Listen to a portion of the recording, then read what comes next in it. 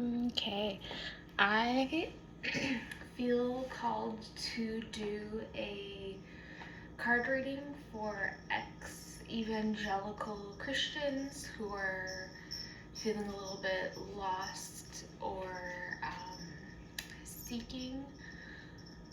Um, it's been a while since I've done a video reading. I used to do them for friends privately, but I'm being called to post this publicly. I have no idea what the content of this message will be, but it is for collective, so if it doesn't resonate, leave it for someone else. I guess I'll just start with some tarot here. Okay. Oh, my cats are also here in the background. They may be distracting. So first two cards came out. We have the Lovers and the Star.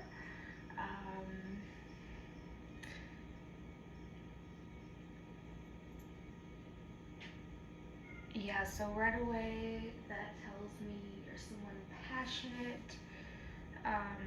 The Star did come out reversed, but I don't think we'll be doing reversal this reading completely. But the vibe I get here is that you still believe in something. The Lovers is the love you feel from the universe, from God. You just know that the religion you grew up with doesn't represent that God to you anymore. So with the Star reverse, this is that seeking energy. You're looking for hope.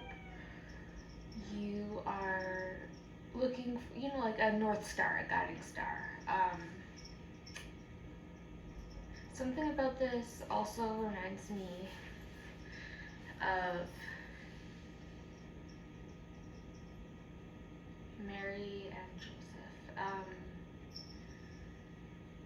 I do believe that Jesus was a real person. I don't believe in a literal virgin birth.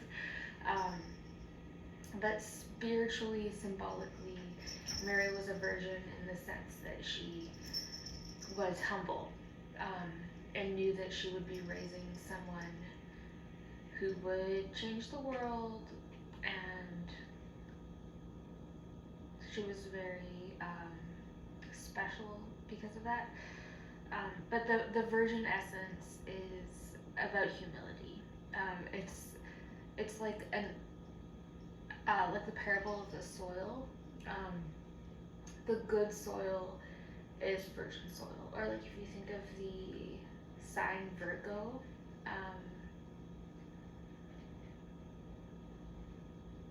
they're very sorry, it's really been a long time since I've done this. Humble. This is I don't know. I feel like the Mary thing came up first of all. I'm supposed to pull a card from her deck, a Mother Mary Oracle deck, but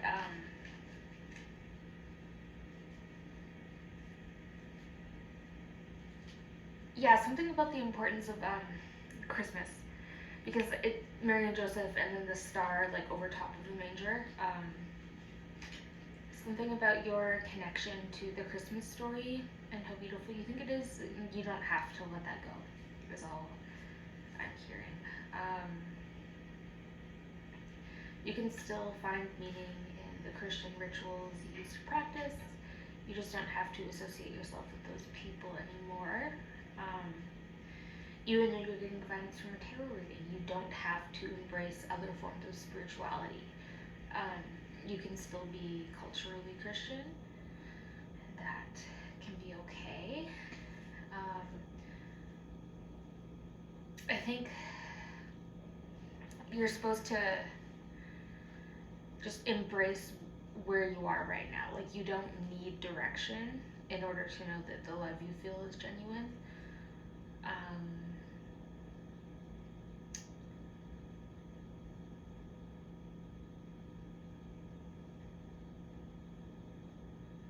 it's,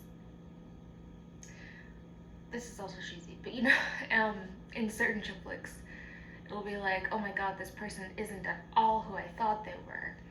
And now you're facing this whole, the cosmos doesn't work at all like I thought it did. But it's like, you still like them, the connection was still there. And you're like, oh my god, was everything a lie? And they're like, my care for you wasn't a lie. And that's like, Christianity is not, especially evangelical Christianity, is not representative of anything wholesome or enduring or worth exploring. But it's you were in love with something real there. So it's kind of like the universe catfished you through evangelical Christianity, and then you realize you're being catfished, but you can embrace the universe as what it actually is and not what evangelical Christianity made you think it was. Okay. This Mother Mary card. Our Lady of the Gate. So this does have a description along with it. I don't know in particular what this card actually says in the deck, but intuitively, okay, I've been watching this YouTuber lately. Her name is Destiny Finn. She's really great. I do recommend checking her out. She talks about integration as a way to heal, but she pronounces it wrong every time. She calls it, instead of to integrate. No, yeah, that's how she says it. She says integrate instead of integrate. And I know it's just her brain messing up because she also says chakra like charka. So something about her brain doesn't know where to put the R in a word if it's two syllables.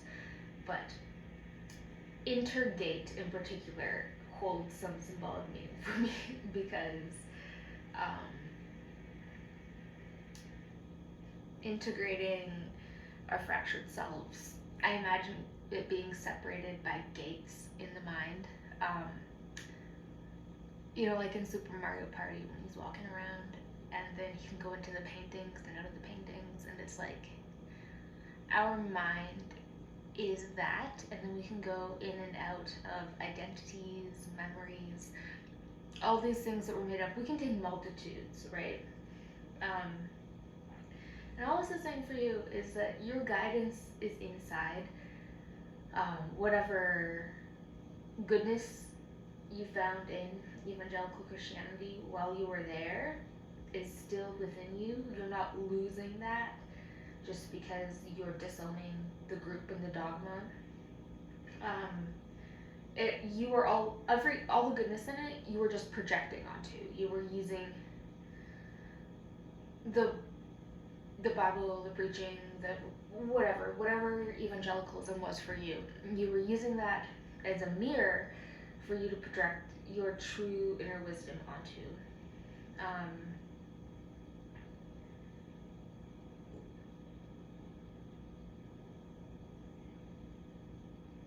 And okay, a lot of people have really legitimate spiritual awakenings when they convert to Christianity.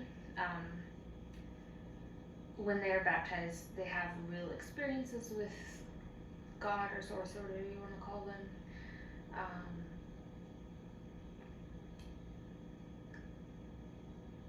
But it's like that, just the spiritual awakening is it's an inner experience, and all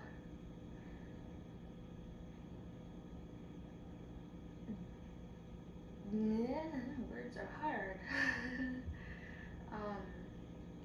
The gate is within your heart, and the deeper you dive, the more baptized you will be, and it doesn't matter who's baptizing you. Like, the point is that you reach another level, a deeper level. In Jewish mysticism, in Kabbalah, I'm not I can't explain it fully because, first of all, I'm not a real practitioner. I've just kind of studied it, but it's like the universe is made of spheres, and visually, the diagram is that you're climbing a tree, and each sphere is like higher up on the tree. But in an illustration of it, I saw another illustration. It was like the highest essence of God, Keter, was actually like the center of the circle. And then Banal was like a sphere around that sphere. And then Gebra was a sphere around that sphere. And so on. And so it's like getting closer to God is just going deeper into your own aura. Like eventually, you can get closer to God by climbing the tree. You can visualize it as a tree, and you can seek spiritual experiences outside of yourself. And it can feel like you're getting higher and higher and higher away from the earth. But the earth is just a material plane, and that's your body. And within your body is your soul. And the deeper you go into your soul, technically you are getting higher off the material plane, even though it's not like a height thing, right? It's just different levels of reality. And it's kind of like if you had a bunch of transparent, I'm gonna date myself, I'm gonna seem old to some of you, but in the 90s, in school, they would have like projectors. It's funny because I was talking about projection earlier, but they would layer the transparent things on top of each other, and they could make like different pictures. And different layers of reality are kind of like that. So it's like evangelical Christianity as an organization / entity right now. It's pretty evil. It's pretty evil, right? But like in a deeper sense, evil doesn't really exist because creation itself is good. Existence itself is good. It is better for there to be something than nothing. And in that sense, evangelical Christianity is still good. And there are also other senses in which it's good. And you know which ones those are for you. And they might not resonate with another entire person on this planet. But if it's valid for you, then it's valid for you, right? You're allowed to see value in what you see value in. You don't need to do this black and white, us versus them thing. I mean, I think if you have that view toward Christianity, that might be a holdover from the culture that you grew up in, right? Like, or even if you were a later adult convert,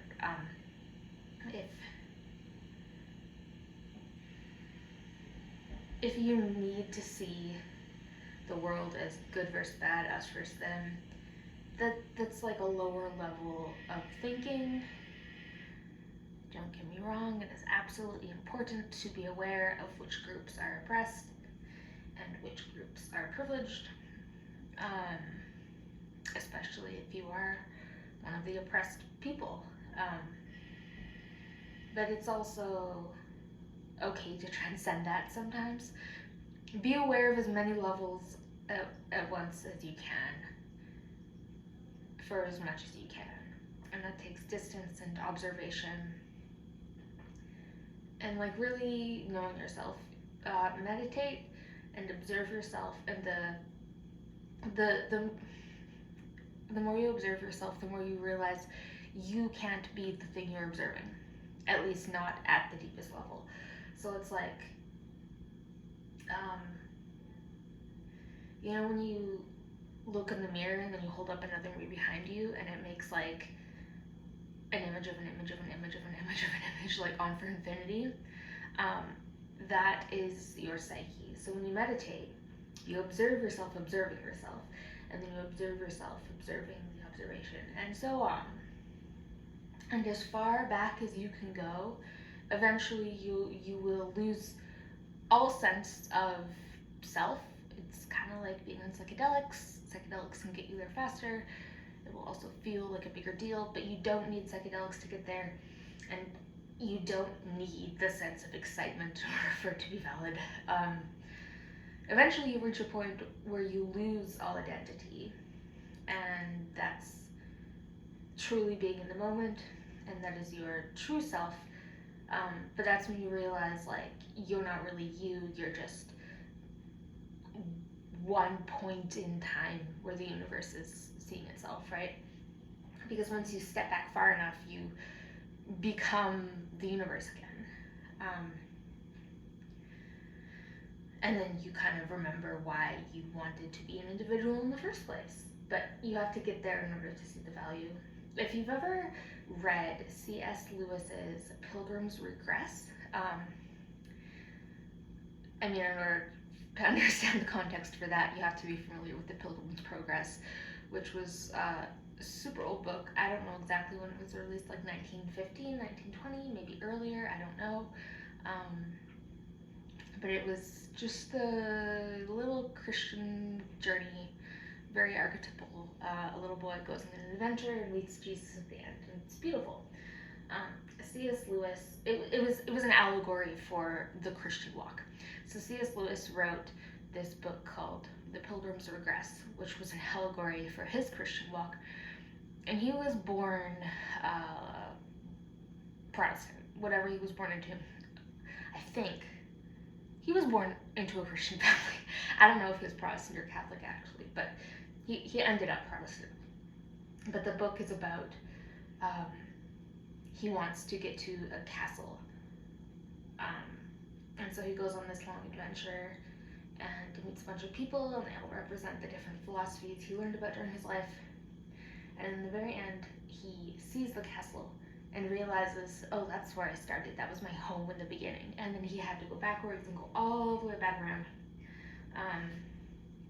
So for him, progress required regressing, right? And I think that was very valid for him. I think he had a meaningful belief system that served him well, and I think his writings serve a lot of Christians really well.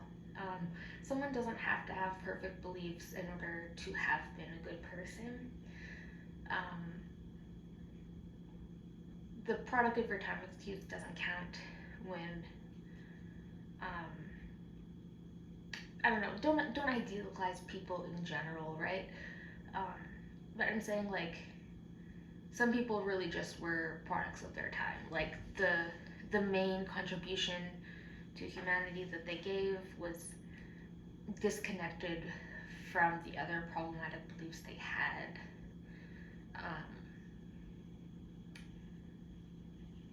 I don't know.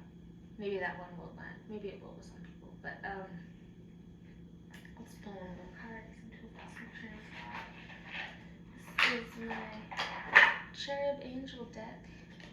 Oh, that popped right out. Okay. That makes you feel happy. Yeah, I feel like this is good. There's a theme developing here. These Christian themed oracle decks make me feel happy. I am no longer an evangelical Christian, even though I grew up as one, and I've had a pretty not so journey. I've been kind of all over the place. Currently I identify as christo-pagan, but I care so much less about labels than I used to. Now I'm really at this place where I am just living by what makes me feel happy. And transcendence makes me feel happy. Being connected to God makes me feel happy. Going to church makes me feel happy, even though I heavily disagree with what most pastors say these days. Something about being in that community, just the idea that everyone there is united under one belief, even if that belief happens to be something I really disagree with. A bunch of people getting together, and then especially being emotionally vulnerable during the music. It's like everyone is really connecting to God around other people. And my most meaningful spiritual experiences now are all alone in my room with God, but I have a fond nostalgia for that rush that comes from praying as if I was alone, the way some people dance as if they were alone in a crowd of people. Yeah, I don't know what makes you feel happy, little viewer. I love you. I hope you find happiness. Okay. This is my Mary Magdalene deck. Just fun fact, Mary Magdalene was not historically a prostitute. That was a smear campaign from some pope who hated women. I think it was Gregory something. I don't know. But the Gospel of Mary Magdalene is well worth reading or listening to an audiobook of for anyone who is interested. It is very caustic, somewhat exhausting, but it's good because Mary's like teaching the disciples, and Peter is somewhat of an antagonist. It's cool that in canon, I mean not biblical canon, but historically in the Gospel of Mary Magdalene, the first pope hated women. I think that's hilarious. Woo! The anointed. I rise with only more soul. Right, okay. This is your faith, my friend. Your Christian faith. I'm getting the sense that for most people watching this, you do still want to call yourself a Christian, and that's awesome. I don't know how you're going to process this divination. From what I understand, the Bible does pretty directly condemn divination in any form except, there was a pulling of sticks when they figure out who would replace Judas. They drew lots for that. There was a lot of drawing of lots to make decisions and be like, oh, God will speak to us through the lots, which is divination. And the priests had their fancy rocks, their crystals, essentially. They would make decisions with those. But listen, the Bible is contradictory, like pretty straightforwardly contradictive. That's a whole thing to look into, but yeah, see, that's her urn, and she was dead. That's her ashes in there. Yeah, it's like purified through the fire, like burn yourself, and then whatever survives is your soul. I don't know, man. I feel like if you're watching this, you're probably going through a dark night of the soul. The thing about doing tarot readings like this, it's really, I guess there's 2 tarot cards here, about doing channeling in general. I feel like I'm channeling source, but I'm also channeling the energies of everyone watching this, or whoever will watch this, and that is timey-wimey stuff, but it's super fun, and super real to me, and if you make fun of me, you do you, I guess. Right, but Mary Magdalene, I rise with only my soul unit.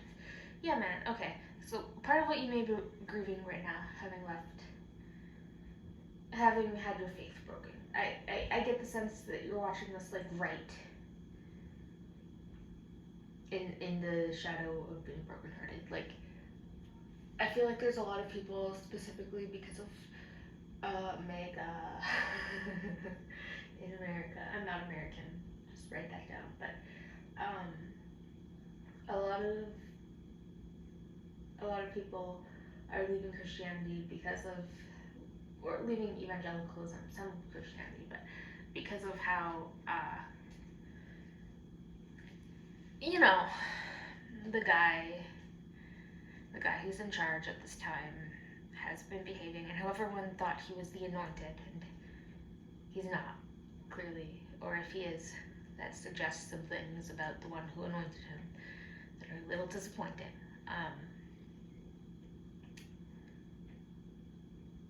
I do believe that everything works out for a reason, that like everything is all an intricate, beautiful piece of art. It's a song we're all singing together. Like the universe is like the one song, like a verse of a song, means one. Like, I don't know. Like I read The Wrinkle in Time as a kid, or A Wrinkle in Time, and that highly impacted me in my worldview. There's this part when she like talks when the main character in A Wrinkle in Time talks to a mitochondria, and it's like a cute little mouse creature, and it sings, and it's like, I'm singing with the universe. Can you hear the music of the spheres? It was very woo-woo and delightful. And then they got married. No. And then they kissed. No. But there was love there. I totally lost my train of thought. Oh, right, yeah. I do think it's all going somewhere, including this reading. Even if you don't see how it fits together, even if you don't see the end, someone is listening, you know? Like, there is one great observer, like one great identity that we're all part of. We're all just like cells in a giant brain, or cells in a body, you know, like the body of Christ. He is us and we are him. Really, go watch Destiny Finn. She knows what she's talking about. She's really good. But I'm gonna pull a couple more tarot cards from my Santa Muerte deck, and then I'm gonna pull some cards from my Chakra Insight Oracle, and then we're gonna call it a day. I hope this message resonated with whoever it was supposed to. I hope someone sees it. I don't like talking to air.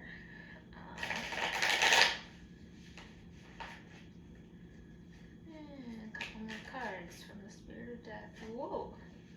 Okay, well, we got the Hermit. Some of these are upside down, and I feel like I'm supposed to pull that one. And this one? Yeah, that one. Okay.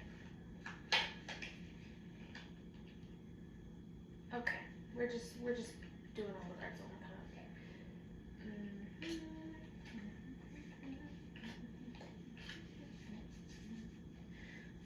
I feel like that's a lot of nines. The Hermit, which is number 9. Cups, 9 of Cups. Very nice. 9 of Wands. Hello, my love. My cat meowed. 2 of Wands. And Ace of Pentacles. Okay. So this right here means that you're supposed to pay attention to the material realm, the triple nines. Fulfillment is very close for you. 2 of Wands. You are facing a choice. You have to make a plan. You have to decide where you want to go from here. There's nowhere in particular you have to go. It will all lead to fulfillment, and you have to look inside you. You have to die, kind of. You know what I mean? Like the inner death. You're in the dark night of the soul already, but don't let it make you uncomfortable. Go within yourself. This 9 of Wands, you're guarded. You're like afraid. You're like, oh my god, I'm already so fucked up. It's like, if I open up to myself even more, I might just totally break down. But it's like, I'm surprised the Tower didn't come out. Well, you're already past the Tower moment, I guess. But it's like, you have already broken down. You are in pieces. You just need to like look at the pieces and organize them.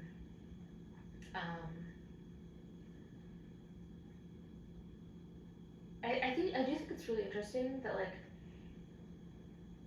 the Mary Magdalene deck is a very positive deck. A lot of the cards have to do with just like love, like universal agape love. And this is the only card I've ever seen in the deck so far that has anything at all to do with death.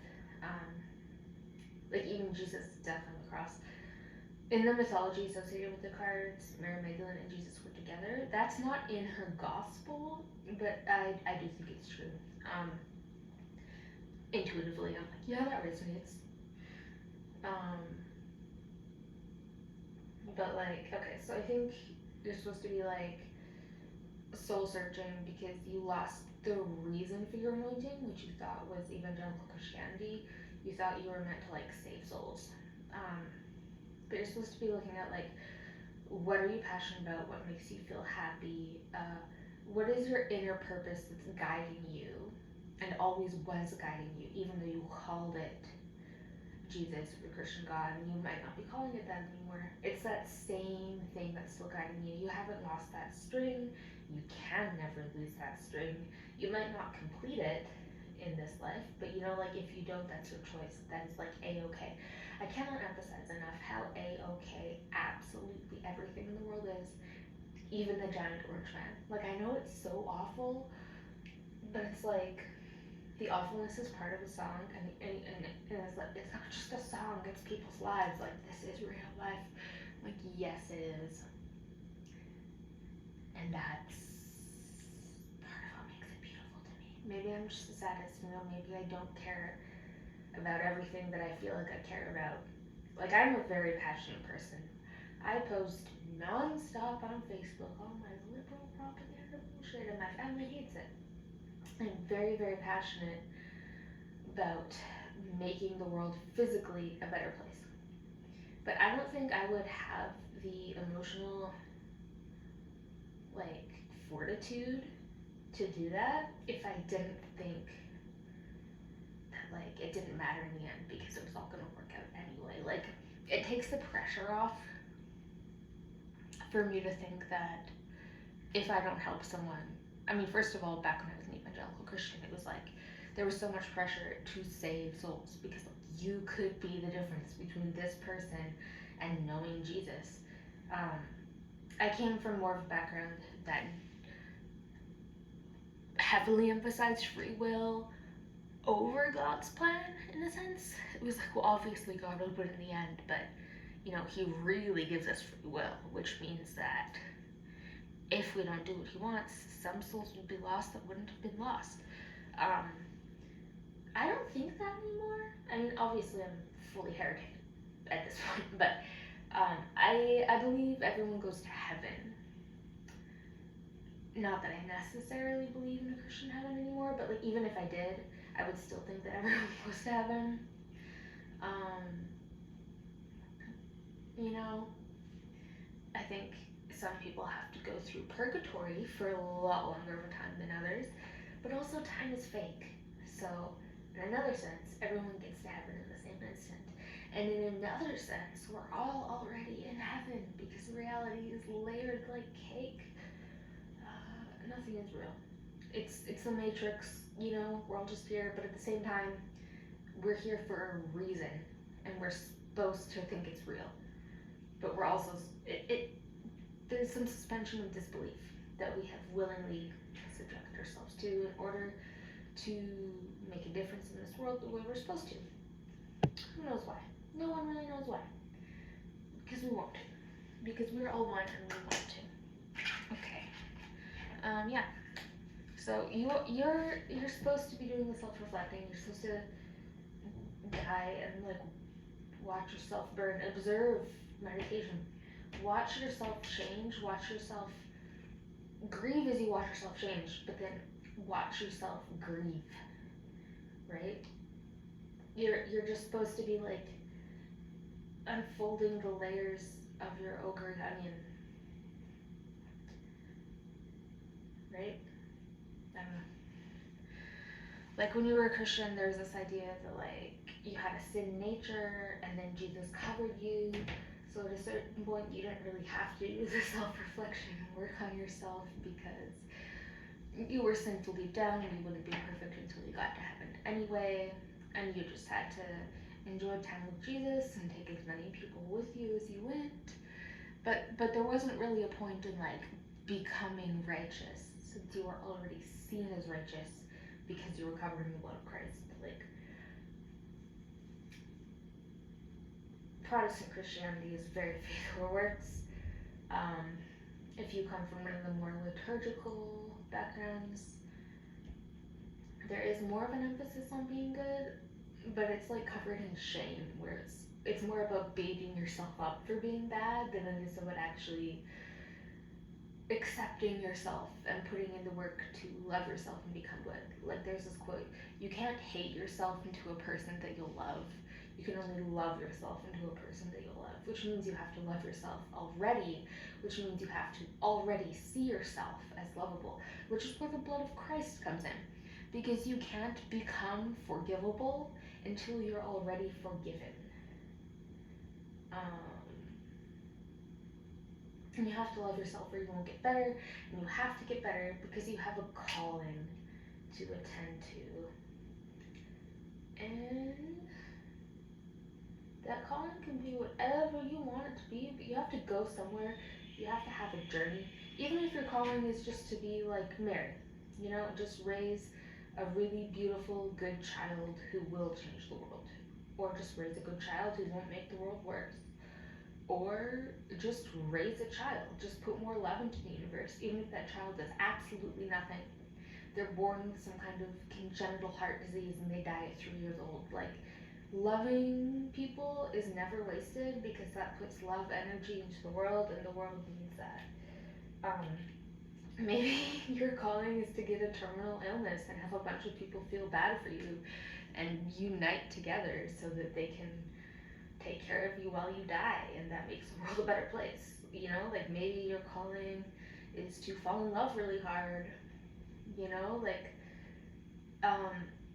Someone asked me once, the first guy I was in love with, coincidentally, he asked me, if you painted a picture and showed it to 1 billion people and they all liked it, that would not be worth more than if you painted a picture and burned it immediately after, but God saw it and he liked it.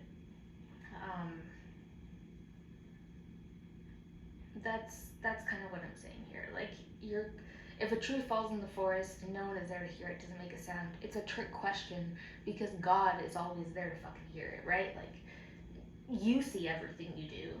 Therefore, since you are a part of God, God sees everything you do. And if you like it, then it's worthwhile because it made the world a better place, because you're a part of the world, and it made you better. One more card. What do we got here? That doesn't feel right. I'm supposed to shuffle. Meow meow. Oh, no, this one. Okay. Home, shelter, safety, nurturing, warmth. This is your final card before I say goodbye and send you home for the day. I feel like this goes with the introspective theme. You're just supposed to be chilling at home. You haven't lost your home.